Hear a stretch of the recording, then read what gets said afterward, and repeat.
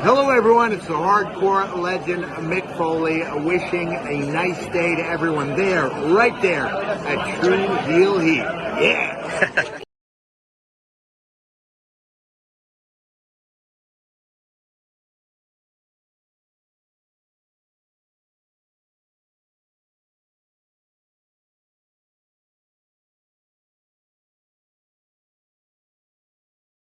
What's up, True Heel Heat? True Heel Heat. What's up? True Heel Heat all hands is on me.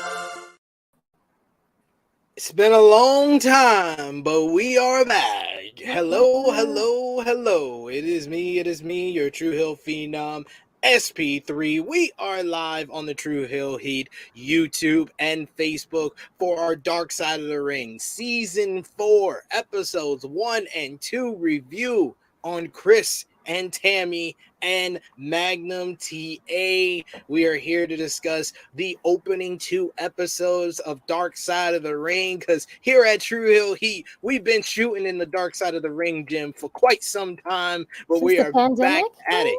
Yes, it's the pandemic. We started off with Season 2, then we went back to Season 1. This is back when we were doing it on Skype, me and Krssi. We were shooting in the gym since the Skype days, early on in the pandemic. I mean like March, April in the pandemic, y'all. Early pandemic. Like, this is like when we didn't know that we was going to be shut down for like ever and ever. We were doing this before we even started doing True Heel Heat on the Skypes and all that. We've been shooting in this Dark Side of the Ring gym, so we are back at it for Season 4. We'll put it up on the homepage where you can watch all the past reviews we've done for Season 1, Season 2, Season 3, but now we are here for Season 4. We're gonna start off with Episode 1. Krssi Love is here with me, the princess of all the true heels. How you doing, Krssi? I'm okay. I look like the guy from the Hunger Games, but I'm all right because I just came from the hair salon. But hey, peeps, good afternoon, happy Friday. What's going on? Gotta laugh at myself. It's it's the only way best way to do it. I'm not taking my hair. But anyway, how are you, SP? How's the kids? How's life? I'm doing well. I've been doing a lot of podcasting and everything. Been filling in for I've been doing even more than usual than what we do here. I've been having to fill in for my good brother Jeremy Lambert over on Fightful. So shouts out to him. Hope the family is doing well. My condolences to Jeremy's family. Had a loss in the family this week, but shout out to him. But doing work with Fightful. Now we're back on here. We're here to talk Dark Side of the Ring. Welcome everyone. If this is your first time joining us for a Dark Side of the Ring review, we welcome you. We'll be doing these.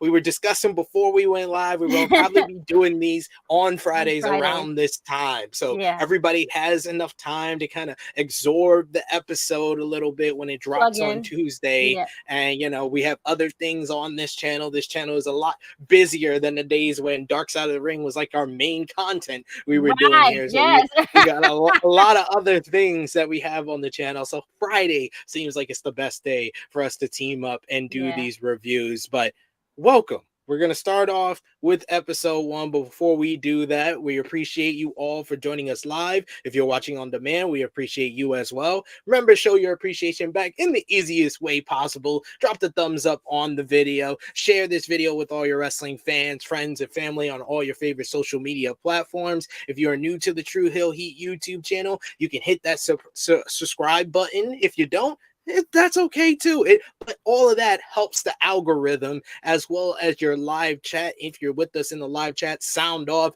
Give us your thoughts on Dark Side of the Ring Season 4, Episodes 1 and 2 in the live chat with us. If you're feeling generous, you can send a super chat donations. Those always help out. And like I said, if you're watching on demand, you can leave a comment down below and give us your thoughts on Dark Side of the Ring Season 4, Episodes 1 and 2. We got Dolores here in the chat with us saying, what's up, everyone? We got ALW saying SB3 and Miss Krssi. What's up, y'all? We hope all is well. Hope you are well, sir. We got the Wrestling Lowdown Show. Wrestling Lowdown Show. I haven't seen you in the chat in too long.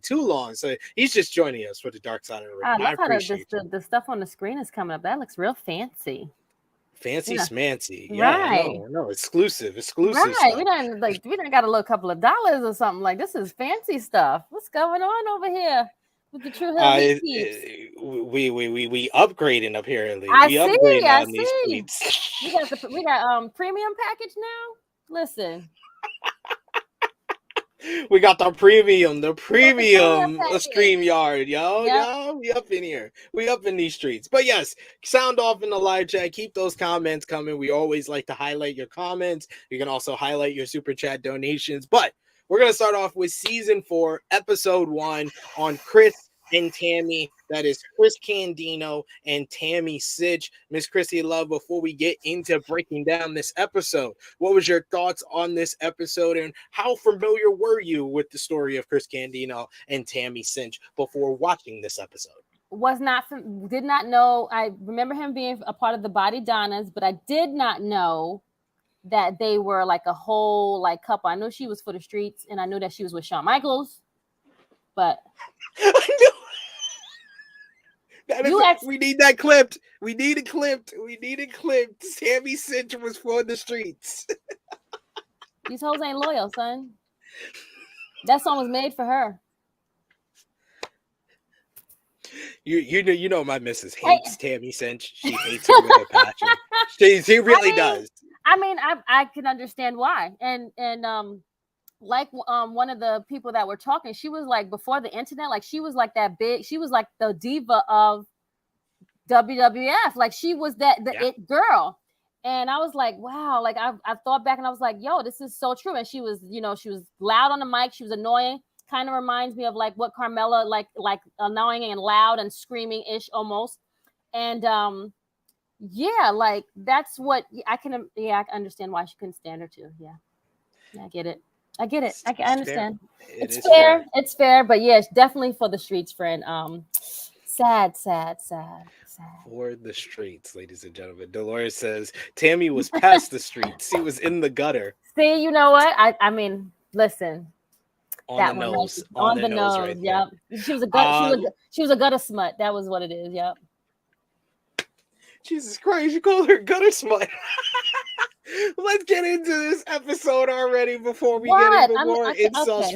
I mean, I don't blame you. I think Tammy Sytch deserves all of this, especially what we heard at the end of the whole story here about what she's been doing lately. So yeah, I don't blame you at all. We start things with this episode with Johnny Candido, who is the brother of Kris. He says that if you told young Kris if he would be dead by 33, but he'd be a champion in WWF, have no kids or wife, but be a wrestling star that is remembered, he would say yes. He would do it 100% every single time. He takes us. Wow. I mean, some people willing to put their life on for their dreams, and that's what he says Kris Candido was. Yeah. He doesn't have any regrets, and that's what. And some people are like that too. Like they just thought about their dreams and just being a star, and that was it. Nothing else mattered. Facts. So he takes us to Chris's office where the walls are plastered with wrestling posters and drawings that Chris actually did. Johnny called Chris Cook was his nickname since he was younger because he couldn't say Chris, so the name stuck and multiple people used to call him that in the family and around the neighborhood. Chris started his own wrestling promotion for him and his friends, and he shows off an impressive belt that Chris made for the promotion. I will say that belt, it was good. It was good for a kid. For a kid, I was like, first of all, you made it out of it was like a exercise belt, he said. Yeah. And then like it looked really like professionally like made for a kid, like spot on. I'm like, damn, what did he use to like make the belt beside, but like how did he add those things on it? That's crazy. It's facts. I agree. I was very impressed by that. Yeah. Next we meet Chris's mom, Peggy Ray, and she says she would not have allowed him to be a wrestler, but he started behind her back. She says Chris always wanted to be a wrestler and tells a story of seeing Chris wrestle in New York against Johnny Hotbody. While in a headlock, Johnny tells Chris to check out the hot blonde in the front row, and it was none other than Tammy Sytch. Peggy remembers seeing Tammy in the front row and thought she looked he said that Chris thought that she looked heavenly, and Chris told his mom that he noticed her too and went back to her house after the show. We get the story from his brother Johnny about how Chris kind of snuck out with his friend, and that's how they would learn how to become. Plan, yo. They had an ill plan. It's like you tell your mom you're sleeping at my place. I'll tell my mom I'm sleeping at your place, and we'll get this stuff done. We'll get this. We have to put in this work and find your kid or whatever, the air tags and all that stuff like that. Like you just had to call the parent, or if like they didn't even call the parent, they just said, tell your mom I told my mom, and that's it. And the kids believed it, and that was it. They had the game plan. On lock. I mean, you're resourceful. That's what you're gonna do as a kid. By any means, right?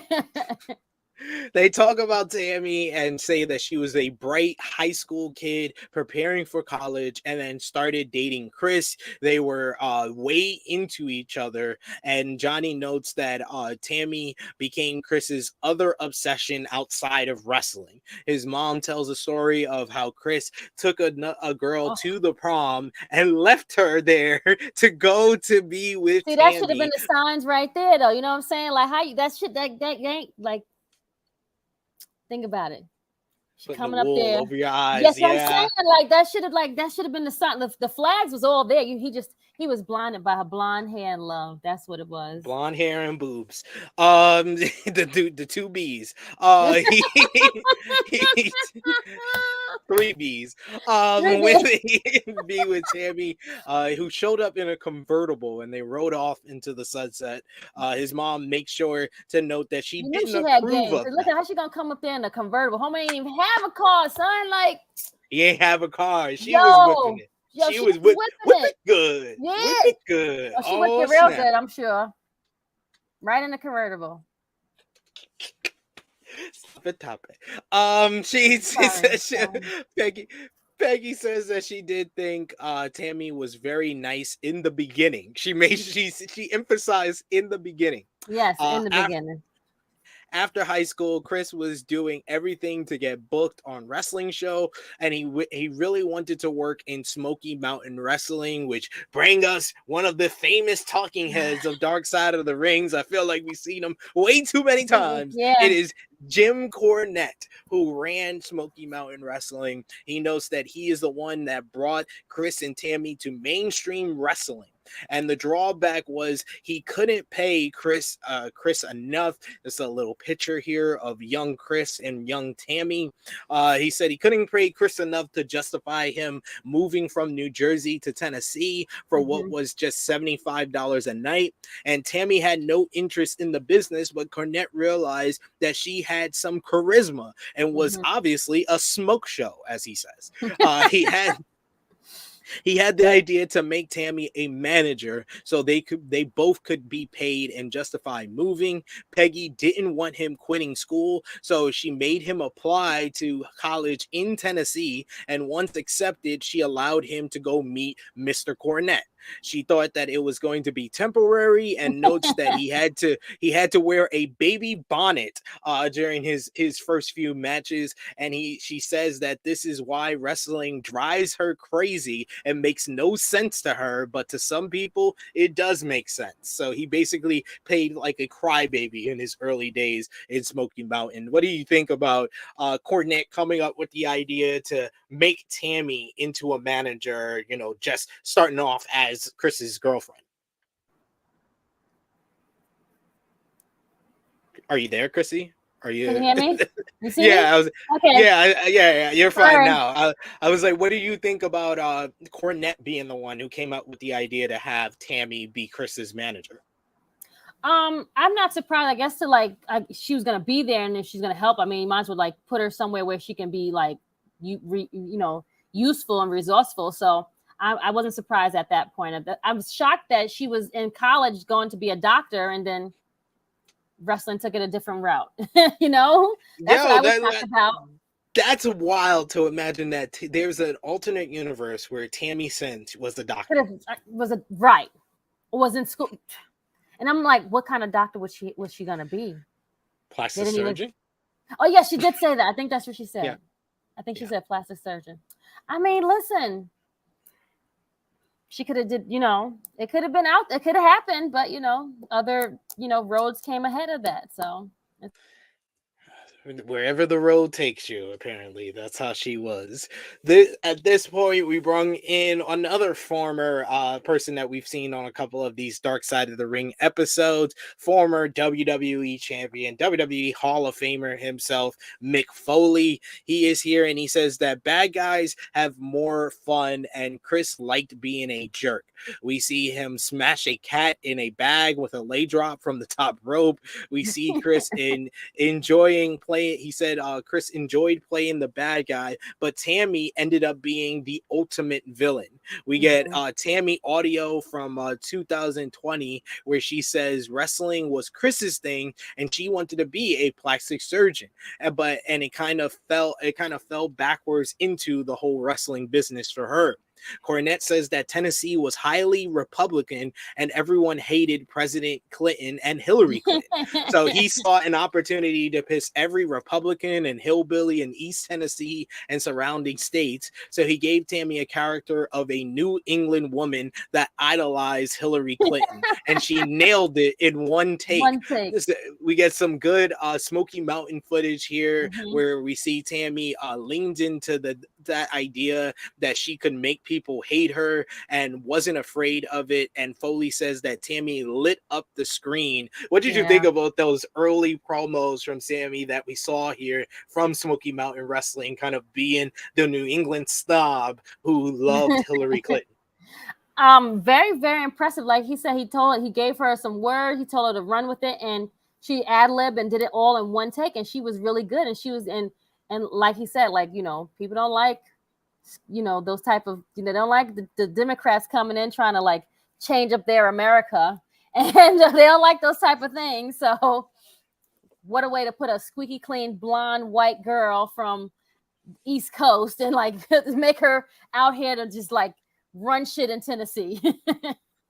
Absolutely, and get under the Tennesseans' skin. Yep. We give them real heat. We then get Dr. Tom Pritchard, who is Bruce Pritchard's brother, who played Zip, Chris's tag team partner in WWE. I knew that because of the face, but yeah, it is mind blowing when you see him today. Right, 2 and 2 together. The last name, yes, but I didn't really. I was like, wait. Then as they panned in, I was like, oh my God, that's his brother, and he's a doctor. I'm like, wait, what? Like, what's happening here? So we don't get much from him here, but we'll get more from him as the story progresses here. We get Cornette again, who says that wrestling was Chris's dream, and it was all the more surprising when Tammy got over quicker than he did. Tammy Chris signed with WWE in 1995, and Cornette says he believed in both and knew they were better off going to a bigger promotion. Peggy was okay with Chris dropping out of college at this point because making it to the WWE was his dream of making it as a wrestler in her eyes.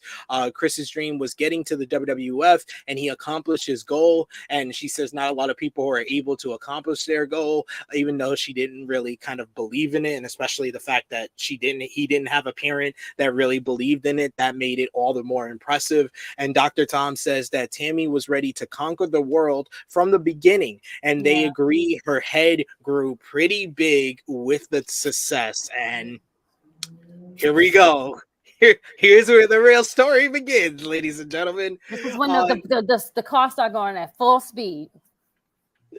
So next we get a brief history lesson of the mid-90s WWF, where you had to be an occupation. Yeah, you had to be an occupation. You're a repo man, you're an IRS agent, and in this case, Chris and Tammy were turned into fitness gurus, Skip and Sunny.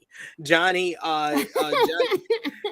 Chris's brother, notes that Chris would have rather been himself, but he went with it, and quickly he won the tag team titles with Zip, Dr. Tom Pritchard, at WrestleMania 12. Lance Storm pops up and says they made Dr. Tom shave his head, and they should have just called him, as he already had the buzz cut and could have played Chris's partner. Storm tells us that he worked with Chris and Tammy in Smoky Mountain Wrestling and ECW, and he said, and I quote, "I could have been Zip, although in hindsight, thank God that I didn't." While Dr. Tom, they all said the same thing. It's like they hated the gimmick, they hated doing it, but I guess you want to really wrestle, and you just have no choice but to suck it up and go out there and give it your all. But everyone hated the fucking gimmick. And Dr. Tom says, it sucked. It was horrible. It was the worst time of my life. And Cornette confirms that he calls it a rotten gimmick, and it got Chris off on the wrong foot with WWF fans who could see it was a jobber gimmick. Do you think that there was any way for them to spin it and for Chris to kind of rebound from this gimmick and be better off if you know the what if scenario of what would have happened if Tammy would have just stepped in stool and became a plastic surgeon? What if they reverted from that? Because Triple H started off as the Connecticut snob, and then he became the degenerate. There was Rocky Maivia came in as a peacock and became the Rock. So could they have changed Chris Candido to get him more success in WWF? It could have been. I mean, if he would have stayed there and he probably could have been something else, and just like look at Chad Gable, like something like that. I feel like if something could have been like that, like turn it around and like make it like something like, because that's almost kind of like the fitness guru type of thing, but they made it into like almost like the Alpha Academy is almost kind of a spin of it, but we never know because they didn't really because Sunny was mostly on the mic, not him. So that's true. Next we got Terry Runnels, who we haven't seen since I believe the Plane Ride from Hell episode, who was a former diva, former manager. She brings up that Tammy was the most downloaded female on AOL back in the 90s. Damn, AOL. AOL, yeah, she's like AOL. If you know, you know. Right? If you don't, you don't. Like shame. And we got in the chat, Frantic Girl saying they did Chris wrong in WWF, and Wrestling Lowdown Show saying yes, he could have been better with a better gimmick. Yeah. You would have to rebound and be able to come back from the fitness guru, but they just stuck him in that gimmick for too long. I would say because a lot of them all came in like the Smoking Guns was Billy Gunn. They were like cowboys, and they all had the 90s was bad for wrestling, man. Like the gimmicks were.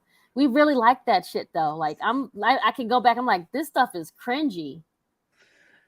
But I was for it when I was 8 years old. I was here for it. I was here for Duke the Dumpster Josie. Doink, I was here for Doink the Clown and all his fuckery. Like, it was great. Like, so hindsight. Repo Man. Repo Man was a horrible gimmick, but he was so funny with his laugh and his promos. And the little way he used to walk to the ring. Terry Runnels makes the joke that about people probably not knowing what AOL is. He says back in the day when Christ was born, that was fun. Yes. Gotta love it. Got me there. Saying Sunny we see Sunny in the red nightie playing pool. We see man. And I was just like my childhood. Cornette says that she went from Sunny went from a 19-year-old kid to a 24-year-old sex symbol, and Storm says that Tammy hit at the right time with the internet boom, and we found there were a lot of horny teenage boys watching wrestling, and she was the dream. Mick Foley notes that he heard Tammy had some that liked her and some that didn't, but he always liked her and got along with her. It seems all of the divas loved Mick. Yeah, it did. It definitely seemed like all the divas were a fan of Mick Foley. Like China, Melina, all these girls. It always he was like a cool person to talk to. Like, he was just like, I guess he really wasn't like coming, I guess he didn't want to sleep with them, but more so like a friend that they could joke to and come to and like confide in. So I think that's really where Mick, was like that, because he already had a wife and everything like that. So they already knew like he's good. Well, I mean, that doesn't stop anybody else, but that's another story. This is true. Cornette tells this first story, which I was just like, oh God. Cornette tells the story about the Body Donnas being off the road, but Tammy was still touring. So this is around the time she's doing the whole angle with Phineas Godwin, where Phineas Godwin is in love with her. And the Godwins brought their bucket to the back and said, guys, this bucket is going on Tammy tonight. So don't do anything to the bucket. Wink, wink. Cornette doesn't want to think about all the DNA that went into that bucket. And then when you see her get the bucket on top of the head, I remember seeing that. Like, I remember it, but I wasn't really paying attention to what was in the bucket until he said that, and then I just noticed that it wasn't as usual, like the amount of food that was in there. It was more liquid than Jesus. Tammy, this is where it really gets into what went wrong with her run and with Chris's run for that part, where they talk about Tammy gets caught up in the party lifestyle and starts a relationship with none other than the Heartbreak Kid, Shawn Michaels. Cornette notes that Shawn was the top star in the WWF in the mid-90s, and he felt Shawn started the relationship with Tammy because he knew he could. Here we go. They show the promo he cut at one night only in 1997 in England, where it sure seemed like he was fingering Sunny on camera. Just to me, maybe to some other people as well. Dr. Tom isn't sure if Chris knew about Shawn and Tammy, but notes it probably would have been hard not to know. And Terry says, of course he knew. Everyone knew. She believes Chris knew and just didn't want to accept it. Terry continues and says, and I quote, being loved by the top guy felt better than being loved by your boyfriend who was down here, which is, damn. Cut you in the back, turn it sideways, and stick you again. Like, that's hurtful stuff, guys. Like, did you know about the whole Sunny and Shawn relationship when you were watching back in these days? No, I didn't really like put two into the, I guess because I was like kind of like still like very young. I think I was maybe like 10, 11-ish, but still didn't like put two and two together. Now, when I started noticing stuff is when Bret got involved. That's when they did the Bret Hart documentary, and they talked about the Sunny Days promo between Bret and Shawn. That's when I realized that all the stuff that they were doing, where Shawn would kiss Sunny if he was going against like the Smoking Guns and stuff like that. It all made sense what was going on behind the scenes when I rewatched that stuff, because of that documentary that talked about that it was really Shawn who had the relationship with Sunny off camera. Exactly. So that's when I really put the 2 and 2 together. But other than that, when I was smaller watching it, didn't really pay it no mind until we get to like 97-ish. Yeah. That's when we knew that she was for the streets. For the gutters in the streets. Frantic World says HBK was doing what I might have to rewatch this episode again. Right, like I don't recall seeing that part, but now I'm gonna have to go figure that, find it, and just go see it. What's like you said, you looks like he was. Yeah, finger popping, because you only see a shot like right here for her. Yeah. So, Cornette says that if Sean wasn't Sean, the top guy, Chris would have broken him in 15 pieces and shoved him up his own ass. Really? Johnny, I know. I said the same thing. I was like, like Jimmy, you kind of like. You be reaching a lot, but I was like, I don't know about all because he had the muscle. He had Triple H in his back pocket. He had right. Kevin Nash. So even if you think that Chris could beat up Sean, would he even get his hands on Sean? Correct. I was gonna say, because you got Scott Hall, you got Kevin, and you got Paul. I don't know if you could get through all those people at the. You ain't. I don't know if you about that life, Chris. Even though you from Jersey, I mean. Right. Johnny, Chris's brother, says Tammy and his brother had an issue in a hotel and he had to pull him away, but Chris wouldn't leave Tammy, as he told his brother he brought her into this business.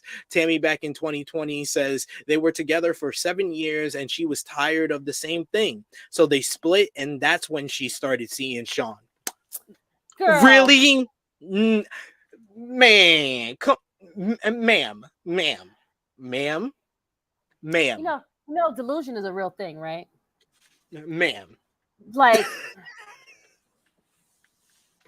in the words of a great philosopher by the name of Sean Carter, we don't believe you. You need more people. Yep. Just keep it there. Let that marinate. Yep. She wonders to this day, Sunny, if Chris knew everything, but she will never know. Listen, the guys was all in the back talking. I'm sure they saw you and they told him, but he just was blinded and just like looked the other way. Sucker was on his forehead. Blinded by the pussy and the boobies. She had, she had the snapper. She put the snap on him. She had the snappers on him. She put the snap on him like Elvis Alsina. Yep, she put the snap on him. Yeah. So as all of this is going on behind the scenes, Chris is falling down the card, and then he gets injured in a match where he breaks his neck. He is given pills to help the pain, and Johnny says that this is the first time his brother ever took any kind of drugs. Mick Foley says that he was surprised to hear Chris fell into that kind of trap, because he had always been so clean. He wouldn't even have a drink. The pills started for pain and got to the point where he used it to sleep and then to control his emotions, as Tammy was going crazy everywhere.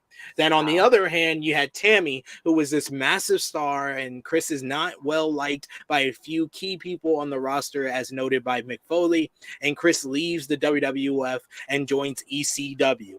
Paul Heyman was in charge of ECW, and Mick says Chris knew he would be well utilized there. And Cornette says that the ECW fans loved Chris because he was so good in the ring and a throwback to an old school wrestler. They discussed Chris's finisher in the ECW being the top rope power bomb called the Blonde Bombshell, and he worked so hard in ECW that a doctor thought that he was in a car accident when he got X-rays and images, but Chris told him that he was a pro wrestler. This is Lance Storm telling a story how they both used to do the Blonde Bombshell to one another, to the point that his back looked like that. And I remember when Chris Candido came into ECW, it was just like a totally new person. Like I just knew him as Skip, and then I got to really appreciate him as a pro wrestler, and a lot of that was down to his rivalry and his matches with Lance Storm. He was a part of the triple threat with Shane Douglas and Bam Bam Bigelow, which was the top stable. They were like DX before the DX, kind of like the raunchy heels who were like running roughshod over ECW. So it was like a breath of fresh air when he went over to ECW. Back to go ahead. It just shows you that like when people like leave and like they're held back and they can't even like perform like they want to, and then they go somewhere else and they shine. And you like, oh, like you said, oh, I didn't even know that he was able to do those things because you're so used to him being Skip. So it just shows you, like, you know, yeah, this is your dream, but sometimes you have to like go to. It's a blessing because now you have to go somewhere else so that you can shine. But unfortunately, the drugs, you know. Yeah, it's unfortunate the drugs were the thing that stopped him. Stephen Chambers saying, Chris, great wrestler in ECW. 100% agree. We go back to Cornette, who talks about the 90s fans who demanded craziness in ECW. And he says the wrestlers crippled themselves, and that meant more drugs, more drinks, which most of the ECW wrestlers were already taking. And this brings up the discussion of somas. He says how they are a muscle relaxer to be taken with food, but guys were taking 6 to 7 at a time, and it gave them like, a euphoric state. First of all, okay, I don't know if anyone ever taken a muscle relaxer, but that's like some it's like some loopy stuff to like make you just feel relaxed. So can you I can't even imagine 7 of those. That's stronger than weed, yo. That's stronger than Cali weed. That's like, what I'm saying. Like that's like something like, you know, you'd be like a good high, like you just like mellow and chill. Like they must like, and they were wrestling, like they just were like having an out of body experience. Like how did they go out and wrestle every week, like doing these things? Like that's the questions I want. Like I agree. It's crazy. Meanwhile, you get yes, the screen. Meanwhile, Tammy had no physical issues, but was partying with Shawn Michaels and company, and started taking drugs herself socially. Next, we get Sable coming into WWF, which really changed things for Tammy, and her rise slows down as Sable becomes the new shiny new object of the fans' affection. Her star is shining bright, and Tammy's is dwindling. And then Tammy ends up in ECW with Chris, and they continue to have issues with drugs, and now they're having it together. Not the best. As I was watching this, I was like, I don't recall the transition of like, I remember when Sable did come, but I'm like, it's like she just Sunny just disappeared. Yeah, like they just like kept her. It was like they never like you never know what happened to her after that. She just started getting used less and less. She wasn't managing anybody at the time. Right. They were kind of just using her to like promote things or do stuff with like Shawn Michaels and stuff. And then, it just stopped after Sable came around. It's like Sable became the more popular figure for them. The new blonde bombshell. Absolutely. That's how it is. Paul Heyman has Tammy do a tell-all video where she talks about her drug use, and Cornette notes that it was heartbreaking.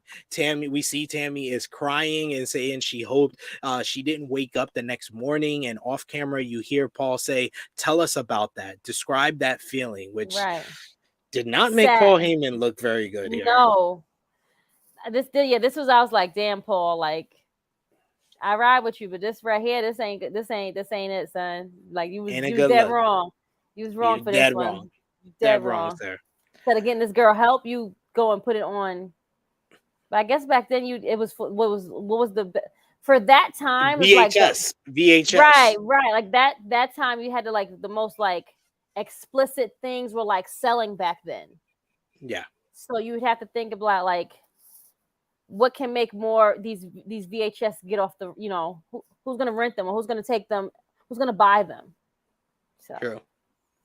So Cornette says he was pissed at Heyman for a long time, and he said he could still get worked up about it. He felt Paul did it for ratings, and he says, and I quote, "Well, Paul, people would watch two dogs fuck on the side of the road too, but I wouldn't put it on my television." Oh, Jimmy. You could always count on Jim Cornette to give us the best analogy for something ever. Uncle, he's like a dirty uncle, Uncle Jimmy. Lance Storm says it did nobody any favors, but perhaps if they had gone to rehab and get clean, we get the happy ending to the story, but that's not what happened. As we continue on, Chris and Tammy continue to have issues with alcohol and somas, and it start leading to domestic issues between the two. Johnny remembers seeing Tammy pulling knives out of a butcher's block, and Chris would run away, and then the next minute Chris would tell him that Tammy is waiting to put together some furniture with him. We get Dr. Tom says that Chris would be in the ring while Tammy was in the back, apparently smashing a guy. That'd be so. Oh my god, that's so bad. Like for the street, son. Like how? Like and you think that he didn't know? He knew. Like they had to say, "Yo, son, you know your girl was back here getting smashed by this other wrestler." And yo, these are your co-workers. It's hard. Horrible. Crazy. Insane. We get Dr. Tom who says Chris, they said all that about Chris, and then they are eventually suspended from ECW on screen, but Paul gave them office jobs to keep them on the payroll. The problem was ECW was in debt, and they didn't know that caused them to end up in debt as well, as Johnny explained. It said also they had the drug issue, and Chris ended up having a seizure and bit his tongue. Johnny tells the story that the paramedics are asking Chris what day it is as he is coming out of the seizure, and Chris says has them move out the way, and he says you got to ask him something he knows. He says, how many times did Ric Flair win the NWA title? And he says 16 times. So it's like he's all right. Yeah, he's alive. He's gonna live. He notes that he is alive. He would then check himself out of the hospital when he eventually kind of comes to, when he wakes up out of the seizure. Next up, they join independent promotion in Puerto Rico, and this is kind of Chris Candido at his worst. Yeah, like he was not in shape at all. He's getting batteries thrown at him. We get an interview from Tammy in 2020 where she says the buildings were old and some were outside.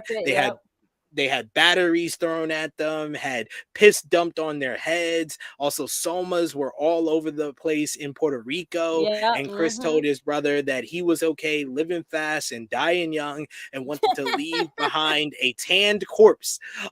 Chris would bitch. How do you say that? He said Chris would bitch that the guys on the independent scene don't look good anymore, and his brother told him that's why he made it to the WWF so quickly. Chris realized that he screwed things up, and his brother told him he had time to turn it around. So Chris then realized his addiction and love for wrestling could overcome the addiction to somas, so he decided to get himself clean. We got couple of comments here in the live chat we can feature. We got Wrestling Lowdown Show who says Francine said she got a call from Paul to check on Chris and flush all the needles and get rid of all the vials because Chris almost OD'd. Sheesh. Wow. Damn. That wow. Bad. Yeah. Frantic World says why did Paul Heyman do that? It was not right for him to put her business out there for everyone to listen to, SMH, because he's about making his money. It was all about the money and the ratings. But like Cornette said, two dogs fucking on the side of the road. People want to see that too. I wouldn't put it on TV though. Sorry, that was a line, and it's just unfortunate. Like you use these poor girls instead of like trying to get them help that they needed. And you use their vulnerability and their sickness as something to make you money.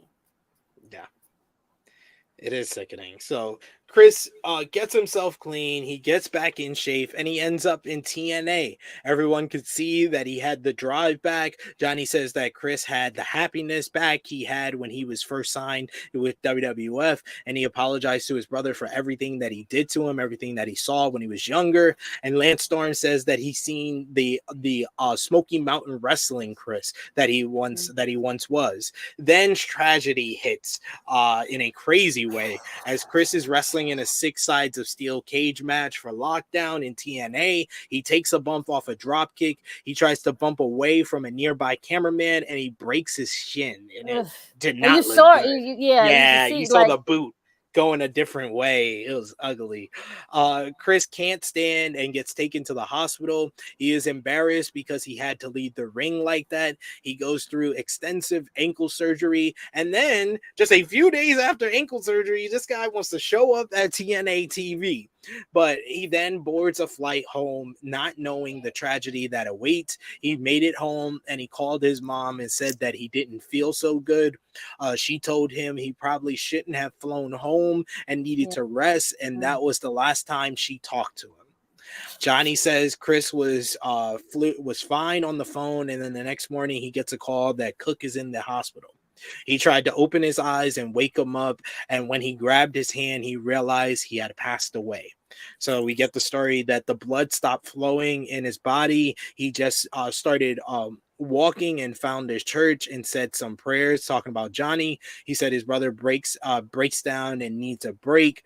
Lance Storm also breaks down. Like everybody that was talking about this, literally.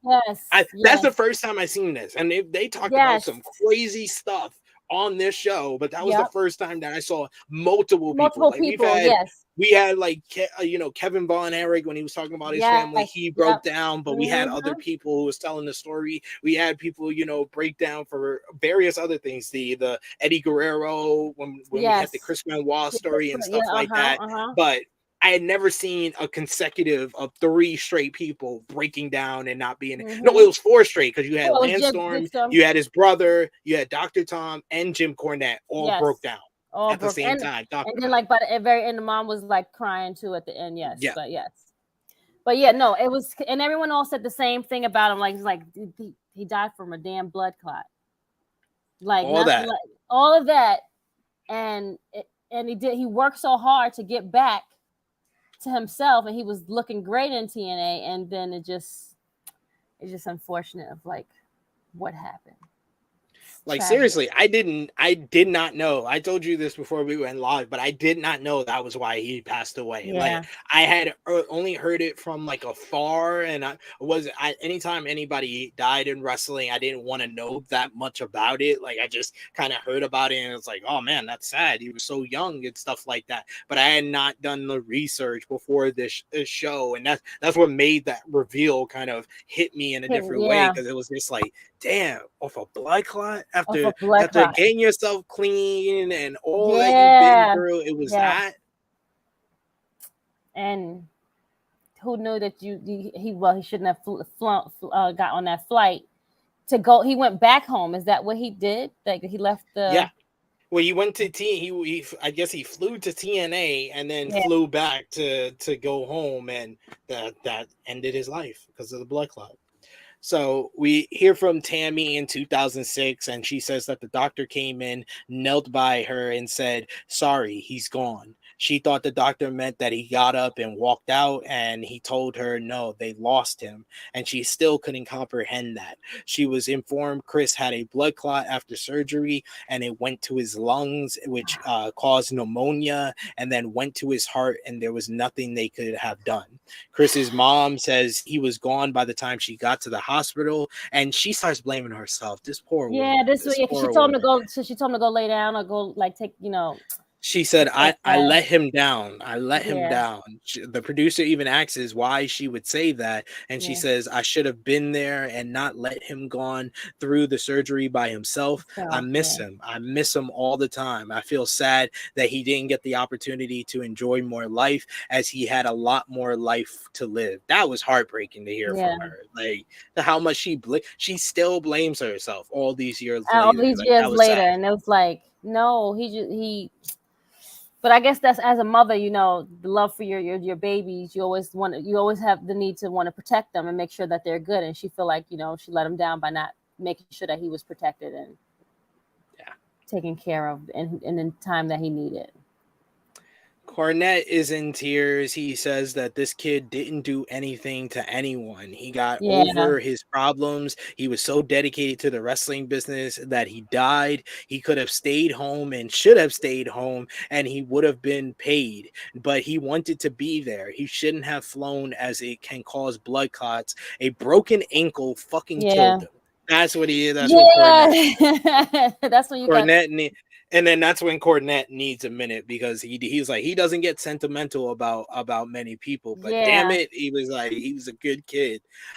We get footage from TNA's 10 bell salute for Candido. We get Cornette, who says if Candido was around today, he would have been a massive star, as the style has changed and the fans like smaller, faster guys like Krssi. Lance Storm says that Krssi paved the way most traveled, and he has left a bigger legacy, even though Tammy was the bigger star.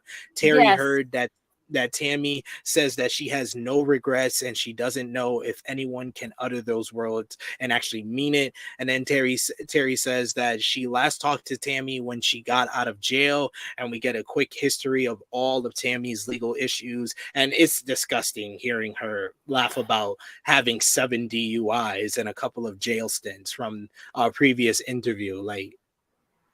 You're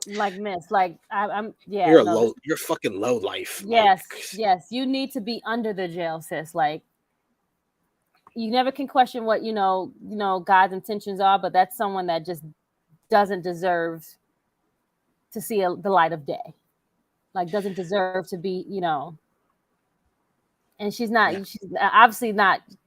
You don't feel a way about your things that you did. I'm not even calling them mistakes because you don't even care.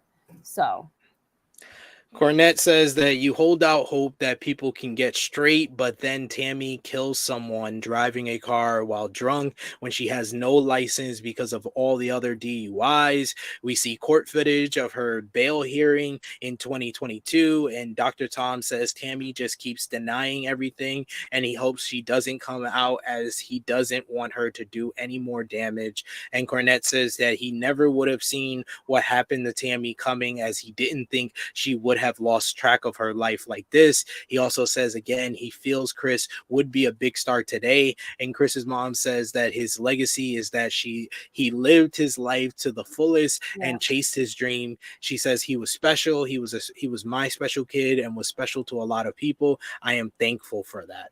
Yeah. So she was like, he did more in his 33 years than I did in my 73 years. So really, really sad.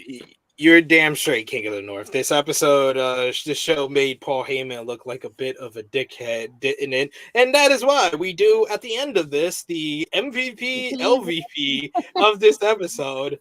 MVP for me, Krssi Love of this episode is Peggy Ray, Chris's mom, because I feel so bad for her, and she was great in telling everything and being honest about she not really believing in Krssi and his dream, but so you could tell she was still, despite not believing in her son's dream, she was a loving mom. And the fact that it breaks my heart that she blames herself 20 years later, blames herself for what happened to her son. So I really feel for her. So she's my MVP. Who you got? I'm gonna give it to her and and the brother. Yep.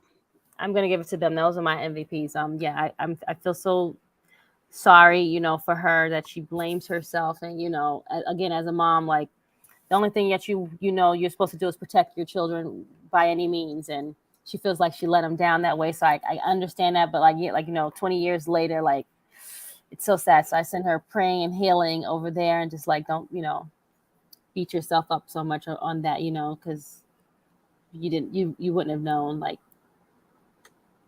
those things. So very, very true. LVP for this episode for me, we got Safet, who says Sunny is an evil person. You had King of the North's comment. It's got to go co-LVP for Paul Heyman and Sunny. Sunny is the LVP for me because she kills somebody. And you would think that losing Chris would help her get her life on the right track, but it has not. It has not. And that's so disappointing for a girl that when you hear her story of, almost becoming a plastic surgeon and falling backwards and just having that natural charisma, you would want her to have like the happy ending and turn her life around, but it doesn't seem like that's possible for her. And Paul Heyman is just, it was just a very grimy promoter. So those are my LVPs. What about you? I have to agree with you on everything you just said.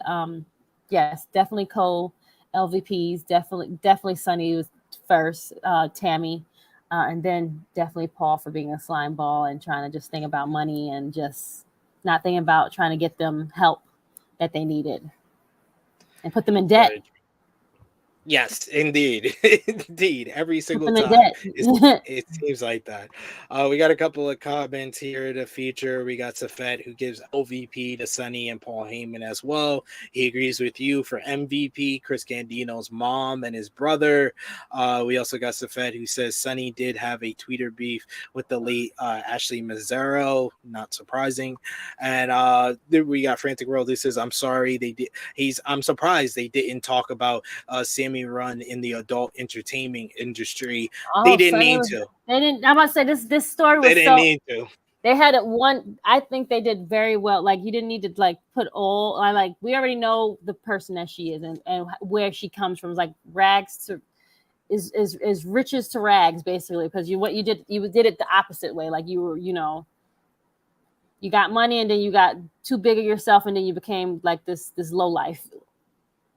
So. Low life piece of crap, apparently. So not much we can say other than that. But let's go on, Miss Krssi Love, to episode 2 of season 4. This one, not I wouldn't say more upbeat than the last one, but had a more happier ending than the last one. Yes. Talk about Mac. Totally different. It had a totally different dynamics of what we saw from the first episode. And I feel like it went like really, really fast, and then it got like kind of like slow towards like the end, if that made sense. Yeah, because I thought they would talk about more of like the stuff that I remember of Magnum TA. When I heard about Magnum TA when I was like a kid, I heard about his feuds with like the Four Horsemen and Tully Blanchard and the whole Tully and him taking Tully's wife after they divorced and stuff. And we didn't even get that discovery until the end of the episode when we spoke to his wife. You didn't see the wife's name. Her wife's name is Blanchard Allen. That's her last name. Yes. First of all, I didn't put 2 and 2 together. I saw the new wife, but I didn't know. Oh, wow. Yes. So there was a lot that they probably could have talked about in this, but they got to keep it into a certain time frame. Right. So we'll do the same thing as far as recapping this to keep it in a normal time frame as well. But the Magnum TA story starts with fans outside in line at WrestleMania 1 at MSG. They talk about the 80s were dominated by Vince McMahon and his top star Hulk Hogan. And they say Down South took a company in defiance of Vince McMahon and his expanding empire. And it was Jim Crockett Promotions. They call it one of the last lines of defense against Vince's takeover. While WWF is kid-friendly, JCP is blood, violence, and excess. And once again, it's Jim Cornette. He is back as he should be. They might just like give him a whole like a permanent. Make him, like, you need to do like the opening credits and it's Jim Cornette. Cornette, yes, and narrated by Chris Jericho. Yes, narrated by Chris Jericho, and then also Jim Cornette. Jim Cornette, he gives us a brief history of Jim Crockett Promotions and their star-studded roster. We also got David Crockett, the son of Jim Crockett, on this episode, noting that in 1985, JCP was on the rise, and he notes that Vince was trying to dominate, and they weren't letting that happen as they liked what they were doing, and they talk about how when you had a super heel, you needed a top baby face, and it didn't hurt if you had movie star looks. And then we're introduced to Terry Allen himself, Magnum TA. And when I told my wife that this is Magnum TA, after she saw the picture of him from the 1980s, where it's this She was to like, that. okay, I see the eyes, but I don't Right. know how that's the same guy. First of all, the name is horrible. That's number one. Two, yeah, I'm like, how is that the same gentleman from back in the 80s?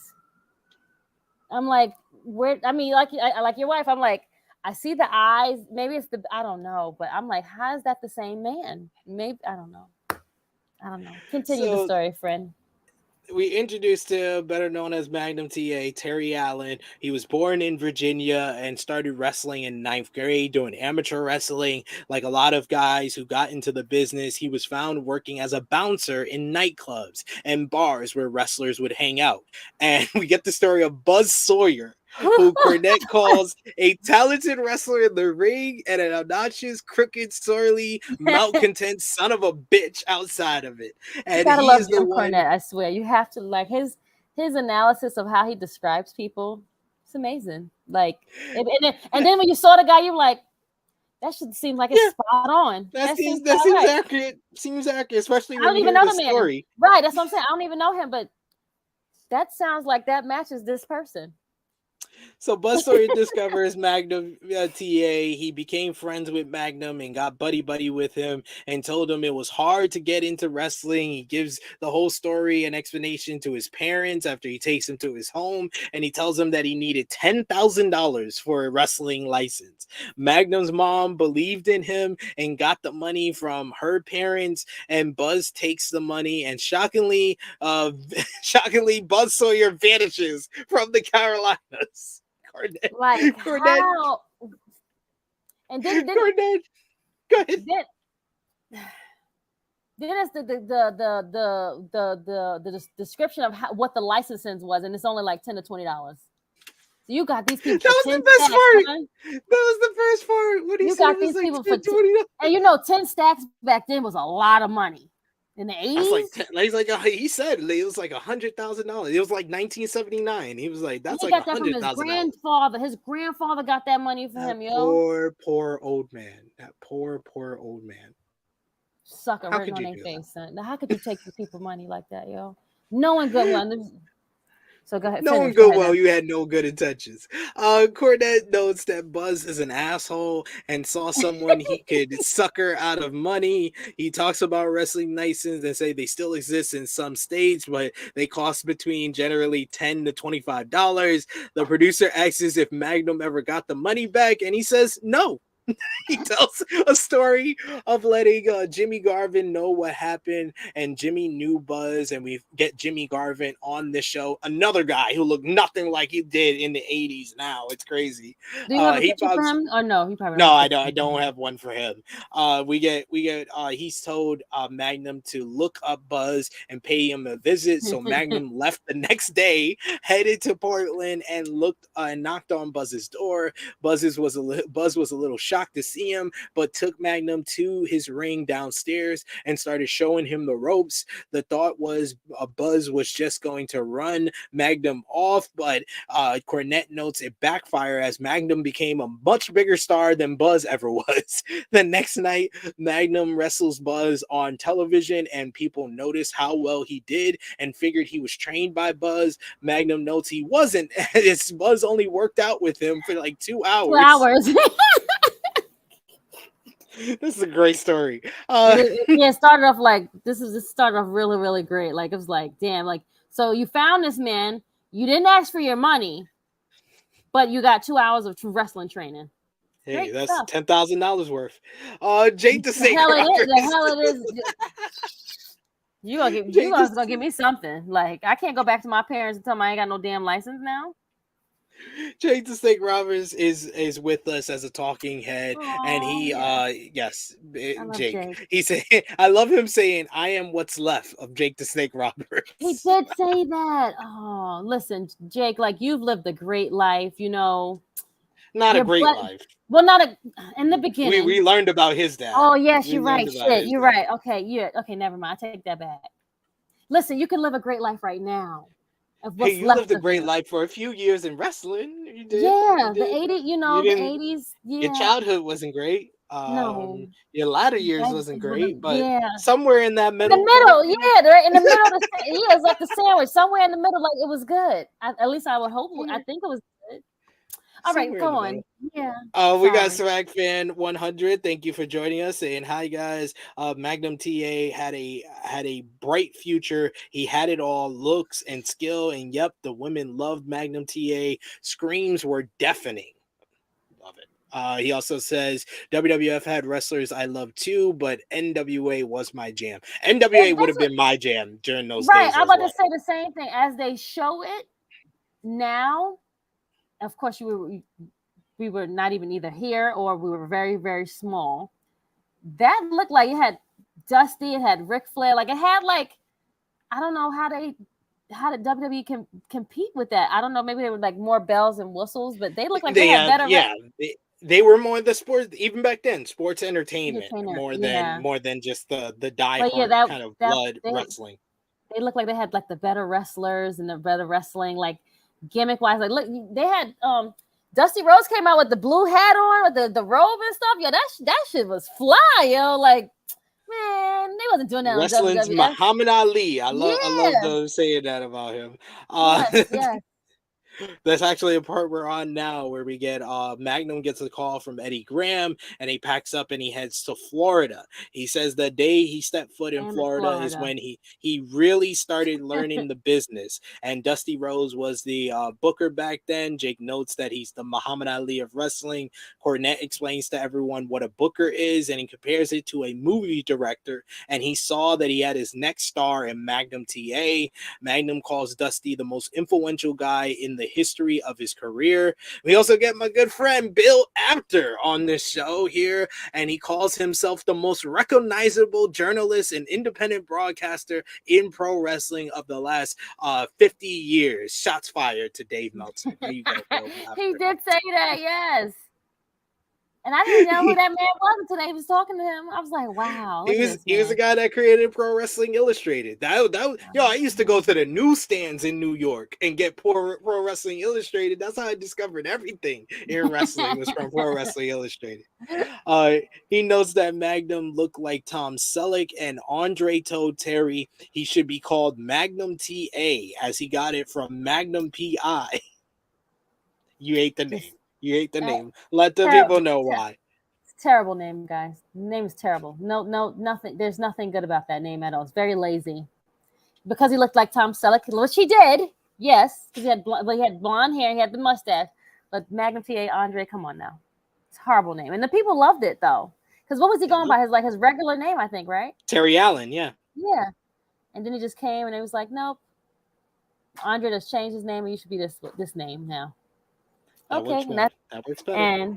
But he still didn't have a gimmick, really. He just had a name. Yeah. So from Florida, Magnum moves to Mid-South, and we got some cool footage from there. He notes that he came to Mid-South as Magnum, but didn't know what the character was. He said first they had him come to shows in suits and ties, and that didn't work. Then he tried to be a punk rocker with that type of look, and that flames out as well. He calls Dusty, and Dusty tells him, hey, brother, why don't you get one of those brand new Harley Davidsons? And Magnum says he found his niche with the biker jacket and the Harley, and he was a combination of Bruce Lee, Clint Eastwood, Charles Bronson, and John Wayne, all in a leather jacket. Cornette notes he had the perfect look and was the total package, and Jake notes he was burning up the ladder and had it all, but of course, not for very long. Sad. This is when it starts to like slow down. Yeah, this is where you were still on the rise, but then when he said that, you knew the fall was gonna come sooner. The fall was coming out, and I'm sitting there, I'm like, well, what happened to this man? Like, what did he do? Like, but go ahead, yeah. Magnum is a rising star in Mid-South, and he gets a call from Dusty to introduce him to Jim Crockett. He is told that if he makes the jump, he will be presented with the greatest opportunity he can have. Crockett noticed how all the women in the office always paid attention to him. We get the little clip of we meet Tamara Howe, and oh my God, I don't like making fun of people with these talking heads. But even my missus said, this is what my missus said to me about Tamara Howell, the ex-wife of Terry Allen. I'm gonna agree with you, but go ahead. She was like, I've never heard somebody on this show with less emotion from her voice than this woman. And I was like, 100. I was like, he was going to, and we didn't want to have a family because he wanted to first become the World Wrestling Championship title holder. And I was like, I couldn't stop laughing. I couldn't stop. First of all, I'm like, well, if he was around you and that voice, I would not be able to do it. No, ma'am. No, ma'am. It's like, yeah. I think it was a little bit more squeaky, like, and then, you know, it was always 7. I'm like, lady, what is Lady, show some emotion. Emotion. She seems bitter. So she's discussing having a family. I was his wife from 1984 to 1981 to 1988. Yeah.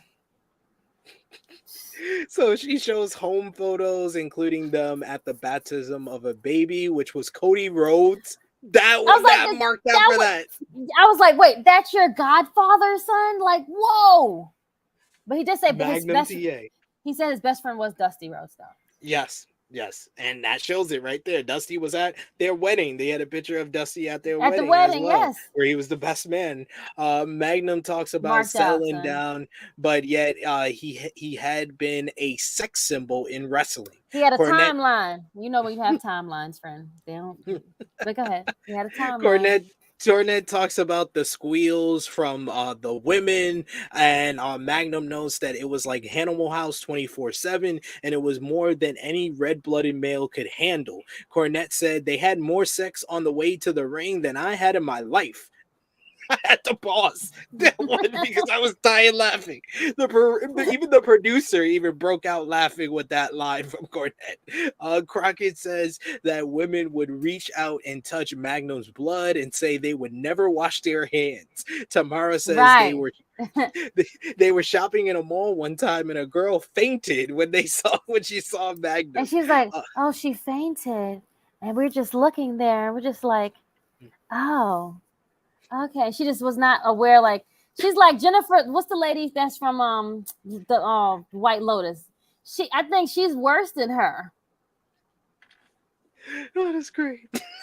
Tamara was a housewife and took care of all of Magnum's laundry when he would come home from all his trips. And then one day she found pictures of Terry with other women. She thought she was in the picture until the lady had a bag that she didn't recognize. I was like, how you didn't know from the jump that wasn't you? Like, what?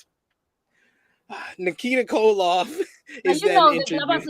You see pictures all the time. You're like, bitch, you know that's not you. Oh, she had a purse, and I didn't recognize the purse. Bitch, because it ain't you. I was like, lady. Bitch, I'm sorry, go ahead.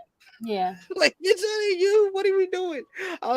Nikita Koloff with the sweet looking mid-80s US title is next. And it is funny to hear him without the fake Russian accent because that has all the clips I've ever seen from him.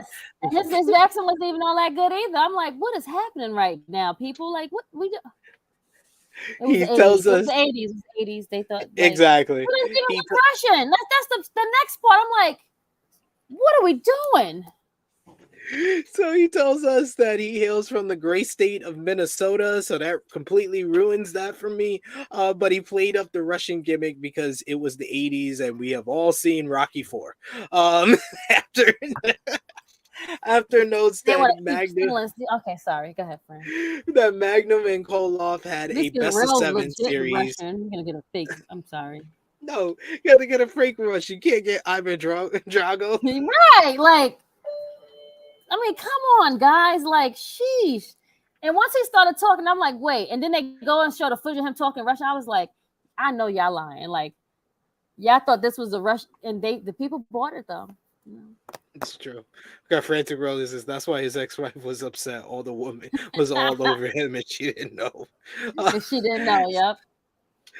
So Koloff and Magnum have a best of 7 series, and Bill Apter calls it one of the best rivalries in wrestling history. Sounds like it was. Koloff goes over the story of the series with him winning the first 3 matches, and then Magnum gets a win by the skin of his teeth in matches 4, 5, and 6 to tie things up. They have the 7th match in 1986 in North Carolina, and Nikita actually gets the win, and he says the crowd was pissed. They're booing, throwing things at him. He says now Magnum is on the chase to get the U.S. title so he can go after the world title, because back in that day, the U.S. champion was the number 1 contender for the world title. Cornette brings up that in 1986, it ended the run between Flair and Dusty, and heading into 1987-88, they were going to pull the trigger on Magnum TA having a run with Flair for the world title. Magnum says that 10 pounds of gold was the top prize in the sport in the 70s and 80s, and the powers in NWA had a meeting in New York, and the decision was made to make Magnum the next world champion. Before getting there, though, they wanted Magnum to get away from Nikita and have a program with a fresh new heel, Jimmy Garvin, and they were going to tear the house down in Greensville, but it never happened because that was the night of his accident. And, you know, again, I'm like, well, what did this man do? Like, what happened? I mean, obviously he's still here. He didn't seem like he was like taking drugs or whatever, like, you know, but I didn't know until he had a serious car accident. I was like, it's not like the Von Erichs. It's like, what's happening? Like, what are we doing? So we hear from Bill after again. He notes that Magnum was heading straight to the top, and Crockett says Magnum was the future as they had everything riding on him. And Magnum knows he had more money than sense, and he bought a Porsche, Porsche 911 Turbo, and he had the need for speed, and the car was loud and fast, and he liked it. So like Tom Cruise, he said. So he said his plan was to be world champion at 27 and then retire at 30 so he can go drive in NASCAR.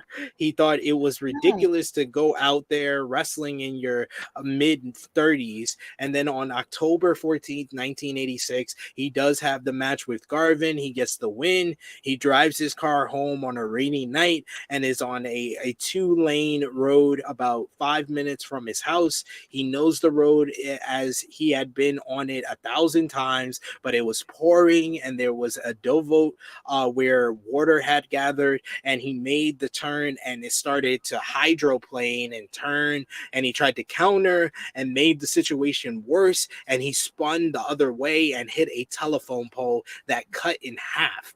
He compares it to being hit by a freight train and realized he wasn't okay when he couldn't move.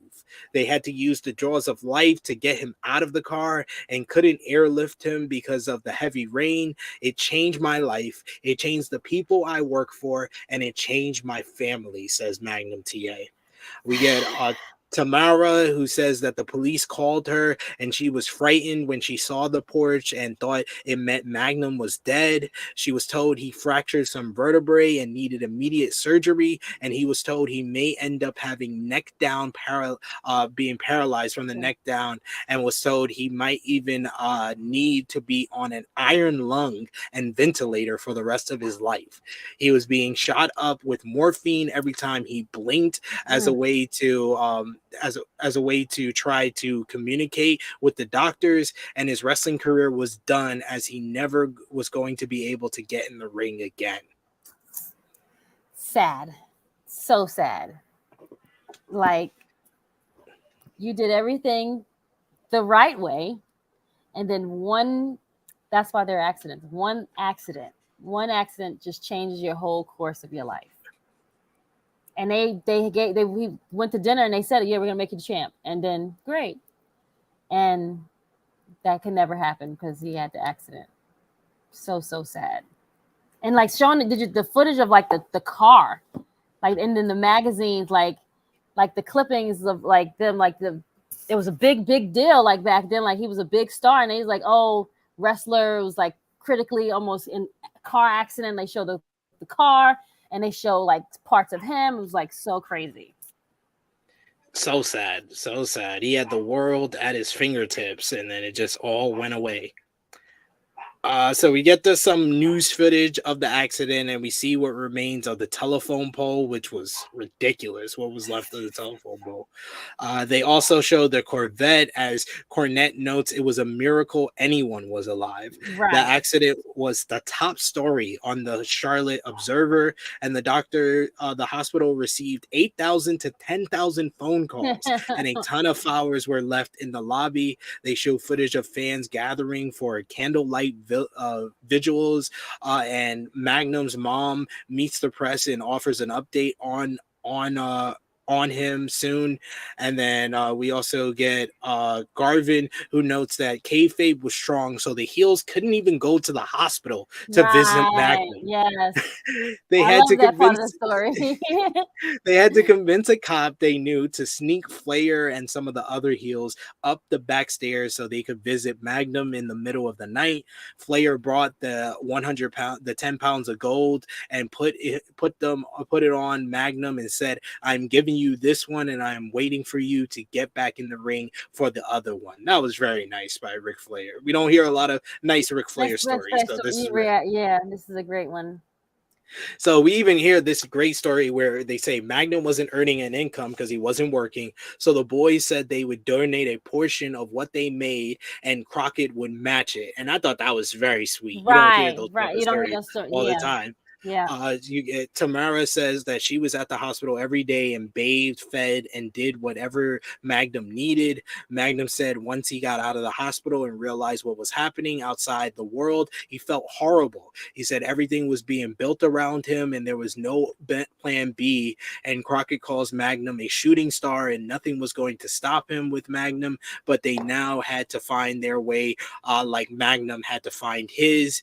We get Nikita, who says that he was on tour of Japan, and when he came back, it was in Philly where they broke the news to him. They all realized it left a void, and we see Dusty talking about Magnum's accident on the air, and they needed to find a new star for the spot and knew it had to be someone that was different than Magnum, and Dusty picked Nikita, who was just the biggest heel in the territory, and he notes he was only 2.5 years into learning the business, so they needed something to get the fans behind Nikita, so they used Bill Apter. Magnum said that he was the only person he trusted, so they pitched a story with a photo of Nikita with a single tear down his cheek, and the headline said, "I cry for Magnum TA."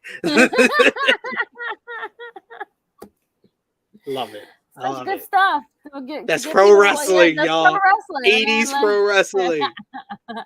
We get a swag fan who says that accident was so sudden to hear as a fan. They didn't go into much detail then, right, but you knew it was serious and it was so sad about a career ending too soon. 100% agree there.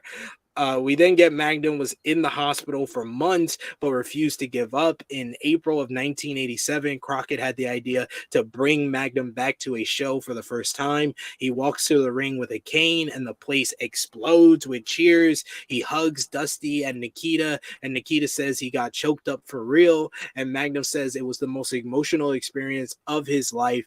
And even with the progress, Magnum's in-ring career was over. So he transitioned into color commentary for a while. He always had the itch, as it was hard being around the ring without being able to work inside of it.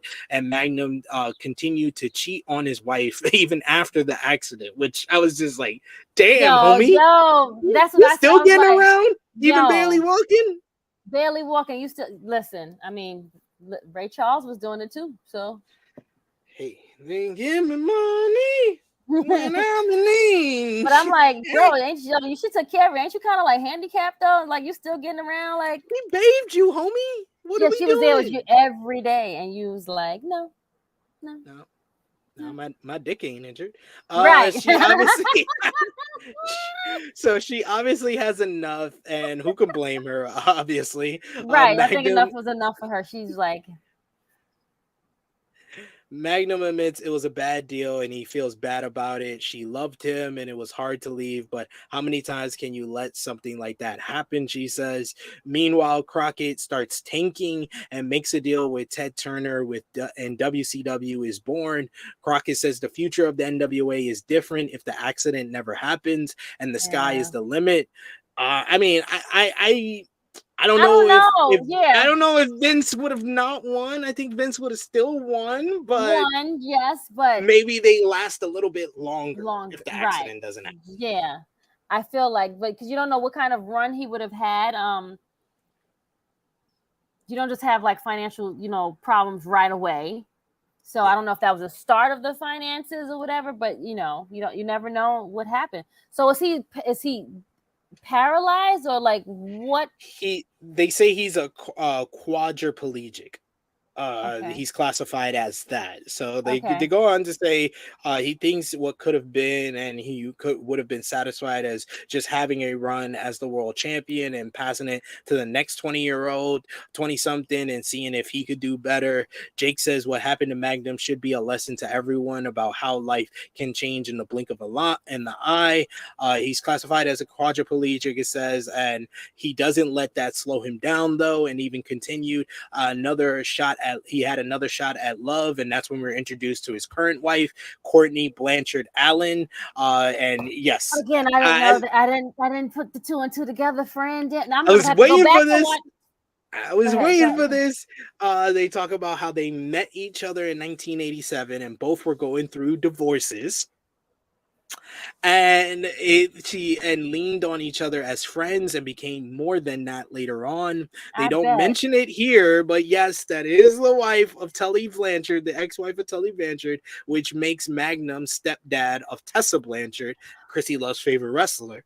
Weird that they Oh didn't. my God! Wow, full blown. And that's what I said. This was like the glaring thing that was missing from this, because Tully Blanchard is considered Magnum TA's greatest rival. It's not Nikita Koloff. They made it sound like Nikita Koloff was the greatest Yes. rival of Oh, his they put that. career. They had to No, do that shit on purpose. it's Tully Blanchard. Yeah, that's what makes me They did that feel shit. that Yeah, they did did that shit on purpose. Because they didn't.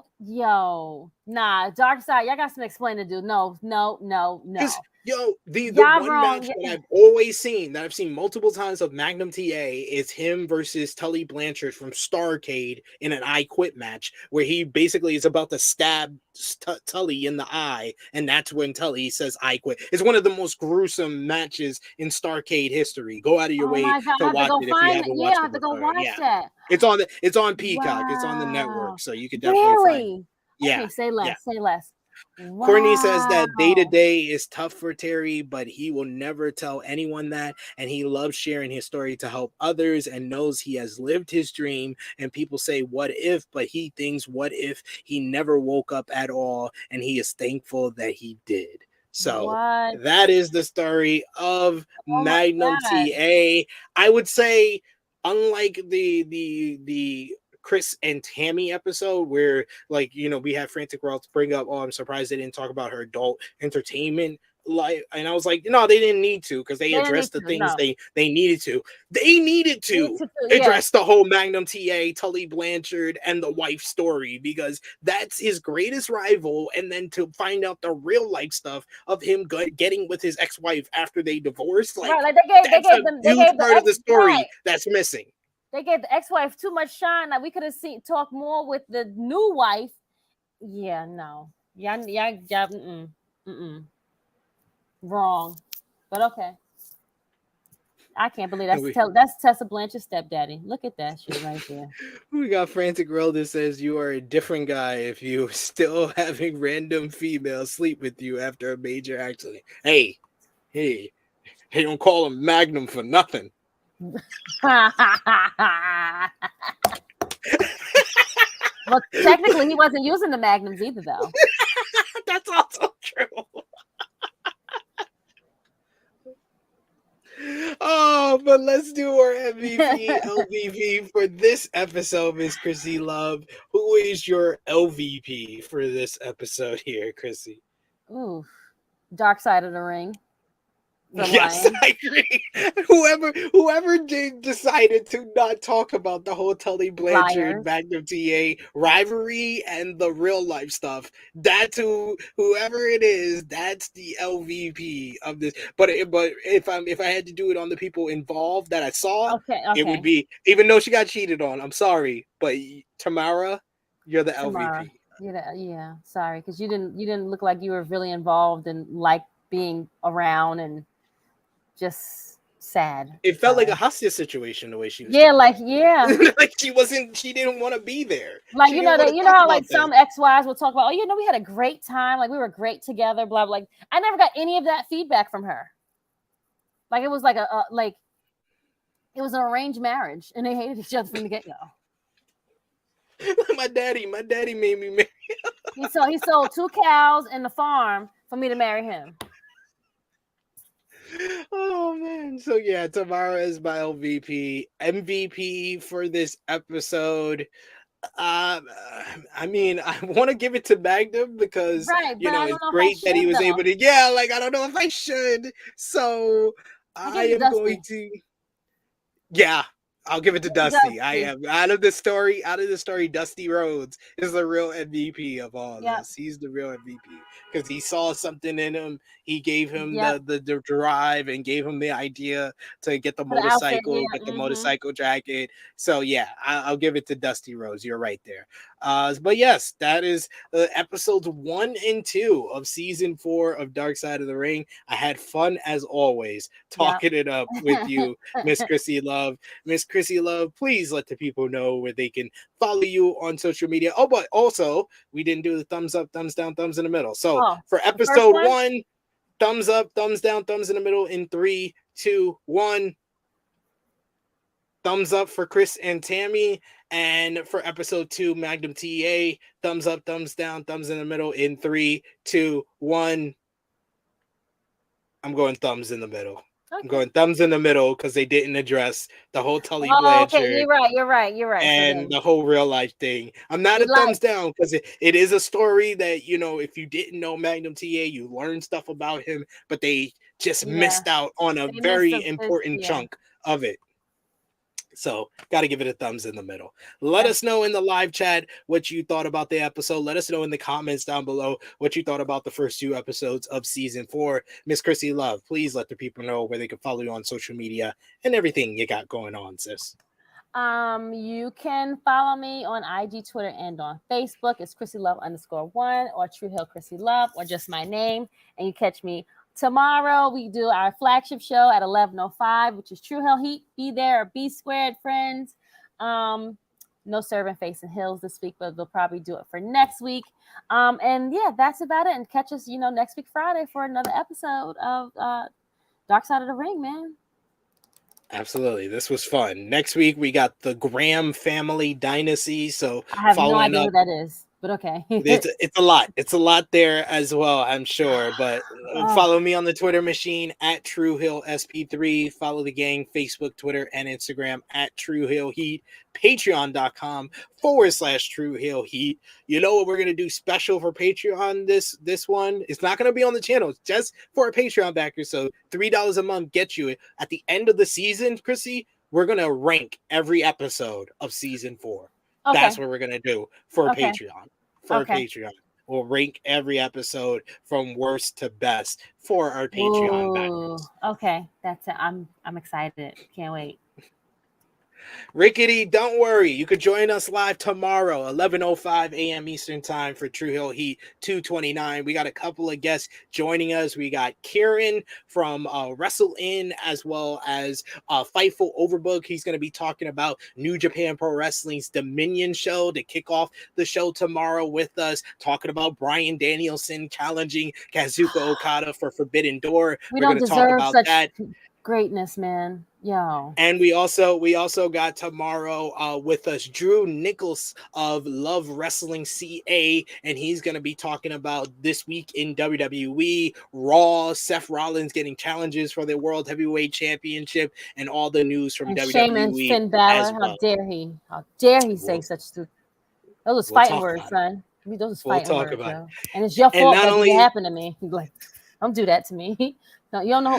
Yo, I wanted to fight him for you, son. Like I felt that in my soul, yo. All right, sorry. Go ahead. Go ahead. You make it Krssi Love want to scrap. She want to scrap for Finn. Son. And I like Seth Rollins, but yo, that's see me outside, son. Come meet me outside. Catch me outside. How about that? Yep.